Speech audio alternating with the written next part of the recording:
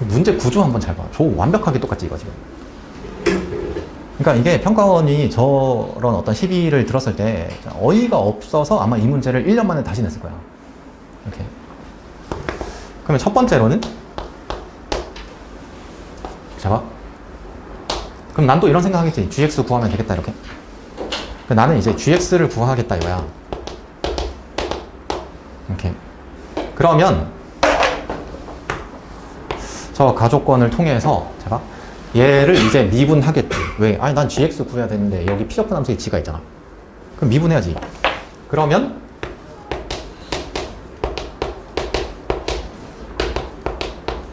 얘가 12x 3승 24x 제곱 빼기 6x 이렇게 되나? 이렇게. 그러면 여기에서 fx 더하기 gx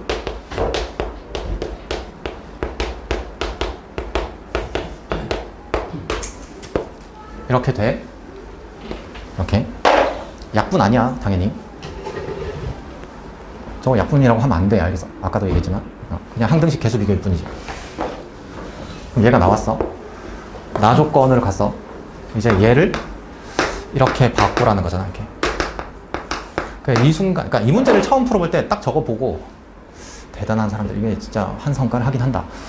그러니까 저기서 딱 이렇게 생각을 한 거야. 이게 보면 또 이거 뭐라고 생각했어요? 대부분 xgx 생각할 거 아니야? xgx 이렇게 맞잖아. 그럼 이제 여기서는 코미디가 되는 거야. 알겠어? 왜냐면 잘 봐. 잘 생각해봐라. 나 이거 미분했잖아. 그럼 다시 적분하는 거지. 바보짓 하게 되는 거야. 그러면 물론 여기서 식의 변형이 한번 일어나긴 하지만 저 주어진 식을 미분했다가 다시 적분하는 거잖아. 그러면 이렇게.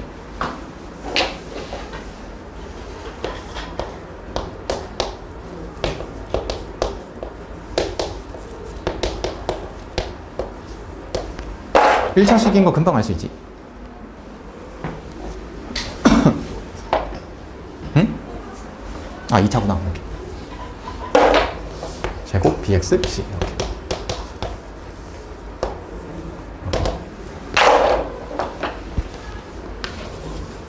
그러면 생각해봐 이거.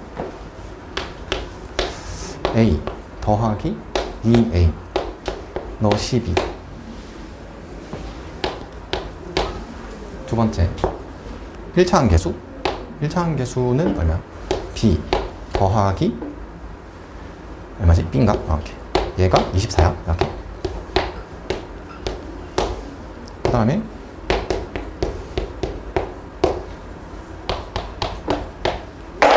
그럼 금방 답 나오겠지 뭐. 근데 이게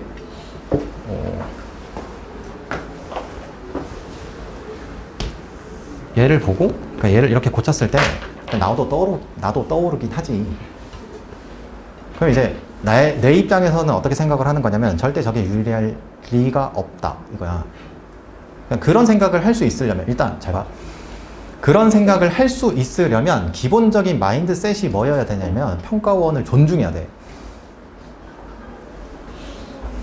믿음이 있어야 된다고. 믿음이. 잘 생각해봐. 평가원은 믿음이 없는데 저기서 저런 그러면 얘는 고배 미분법에 역연산이 유리해 이런 생각을 하게 되겠지 사람들이. 나는 그 믿음이 있으니까 저런 생각을 안 하는 거야 일단. 일단 믿음이 있어야 내가 무슨 뭐 종교 얘기하는 것 같긴 한데 그게 아니고 생각해봐라. 너네가 보는 시험이 평가원이 출제하는 시험이라고 했잖아. 그러면 그 사람들이 너네가 생각하는 것만큼 너네가 생각할 수 있는 정도의 수학 실력을 가지고 있는 게 아닐 거야. 나는 만나보지 않아도 알겠어. 문제를 보면 알 수 있어. 감히 내가 생각할 수 없는 부분들도 되게 많을 것 같아. 내가 말했잖아. 22번에서 내가 막 그 영상 찍어보니까 50분이었다 그랬지. 50분이었잖아 그거. 22번 설명하는 거였어. 그거에 대해서 공부하다 보니까.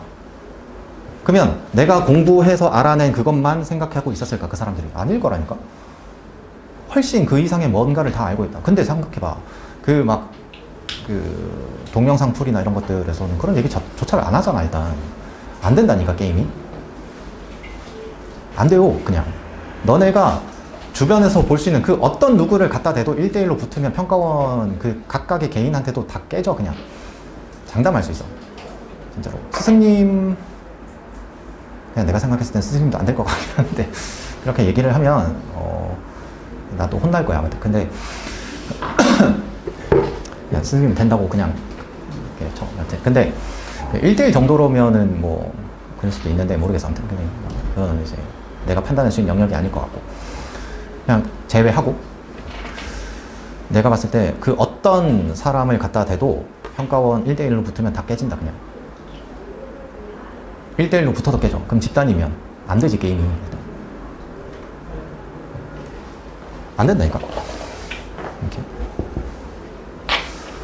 이렇게 생각을 하면 저 고배 미분법의 그러니까 잘 생각해봐.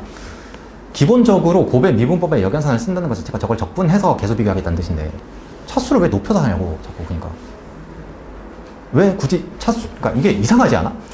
차수가 높은 게 좋아, 낮은 게 좋아, 낮은 게 좋아요. 근데 저거는 고배 미분법의 역연산을 이용해서 풀어. 차수를 높여서 풀고 싶어요. 전 차수가 낮은 게 좋아요. 차수를 높여서 풀게요. 이상하잖아. 안 이상해? 이상하잖아. 그럼 여기서 그냥 이렇게 풀면 안 돼? 이렇게? 말했잖아. 이 문제, 이 432랑 433번, 이 두 개의 문제에 대해서 내가 확신을 얻는 이유는 440번 문제가 있기 때문이야.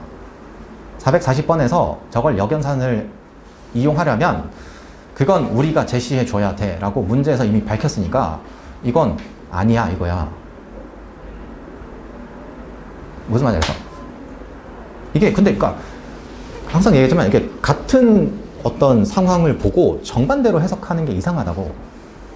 그 440번 문제를 보고 누군가는 이제 이런 것까지 출제됐으니까 알아야 돼 라고 해석하겠지. 대부분은 아니라니까. 그걸 알아야 되는 거였으면 기억으로 그렇게 제시 안 하지. 당연히 기억으로 제시했다는 건 그건 제시해 줘야 생각할 수 있는 거야 이런 거야. 얘는 제시 안 돼 있잖아. 그럼 그런 생각하지 말아라 이런 거야. 그래야 머리가 혼란스럽지 않게 문제를 해결할 수 있다고. 그러니까 이렇게 막 나한테 막 이런 얘기를 하는 경우도 있어. 뭐 예를 들면 뭐 어떤 얘기한 적이 있나 모르겠다. 막 어떤 애가 막 저런 질문을 해. 예를 들어서 절대값만 나오면, 절대값이 나오는 게 너무 싫어요. 절대값이 나오기만 하면 너무 어렵다, 힘들다. 절대값 나오면 뭐 어떻게 해야 될지 모르겠다. 절대값 나오면 어떻게 해야 돼요? 그러니까 뭔가 이런 걸 바라나봐. 절대값이 등장하는 문제가 있을 때 저거를 해결할 수 있는 만능의 해결 방법 하나 제시해 주세요. 그런 게 어딨냐. 그런 걸 바라니까 그 정리를 잘해주는 사람이, 그러니까 막 엄청 국어 내신 공부하듯이 정리해주는 사람이 전국 일타가 될 수밖에 없는 거야. 너네가 기본적으로 그런 심리를 기저에 깔고 있기 때문에 그런 게 될 수밖에 없는 거라고. 그러니까 나한테 누군가 저걸 묻잖아. 절대값 나오면 어떻게 문제를 해결해야 돼? 라고 묻잖아. 난 내 대답이 뭘 것 같아? 몰라. 진짜로 몰라야 몰라. 너네한테 물어보면 저도 몰라요 이러겠지. 근데 이제 뉘앙스가 다르지. 너네의 몰라랑 나의 몰라는 다르지. 그러니까 너네의 몰라는 진짜 아무것도 모르겠어요 이거고, 나의 몰라는 뭘 것 같은데. 문제가 뭘 묻고 주어져 있는 조건이 뭐고를 봐야 저걸 어떻게 쓸지 알지. 이런 거야. 어제 월수반에서 아무튼 뭐 얘기하니까 뭐 이런 얘기 하던데, 아무튼 뭐 모두가 아는 그 사람이 절대값이 나오면 절대값은 거리로 해석해야 된다 뭐 이런 얘기를 한대. 아니 그럼 모든 문제가 그러냐? 아니잖아. 뭔 거리야 거리는. 그러니까 만약에 나보고 지금 절대값에 대해서 아는 거 다 말해보세요 이렇게 하면 모른다니까. 나도 몰라. 아는 게 없어. 근데 절대값이 등장한 문제를 풀라고 했을 때 못 풀 것 같냐? 아니라니까. 그렇게 생각하면 이번 9월 15번도 절대값 있는 문제였잖아. 그럼 풀잖아 그냥. 그럼 내가 그거에 대해서 절대값에 대해서 뭔가 핵심적인 얘기를 했어? 아니잖아. 아니라고. 그러니까 그런 상태가 돼야 돼. 그러니까 예를 들어서 뭐 절대값이든 뭐든 상관없이, 그러니까 어떤 주제가 있어. 그럼 이거에 대해서 해결하는 방법이 뭐야? 이러면 몰라 이렇게 돼야 돼. 너네 이 지금 상태에 몰라 말고. 몰라. 그냥 문제가 묻고 있는 거랑 주어져 있는 조건이 뭔지를 보고 그때 결정해야지. 아니 절대값이라는 수학적 기호만 보고 문제에서 어떤 걸 물을지, 어떤 걸 써야 될지, 어떤 게 필요할지를 어떻게 미리 정해, 그걸. 그게 가능해? 아니잖아. 그 상식적으로만 생각해봐도 그게 안 되는 거 알 수 있지 않나? 맞잖아. 그거 어떻게 알아, 그걸 미리. 응? 그럼 나한테 누군가 뭐 이렇게 뭐 정적분으로 정의된 함수의 문제가 등장하면 어떻게 해야 되나요? 모른다니까. 그러니까 아무것도 몰라, 난. 쌤 아는 게 뭐예요? 없어. 진짜로 아는 게 없어.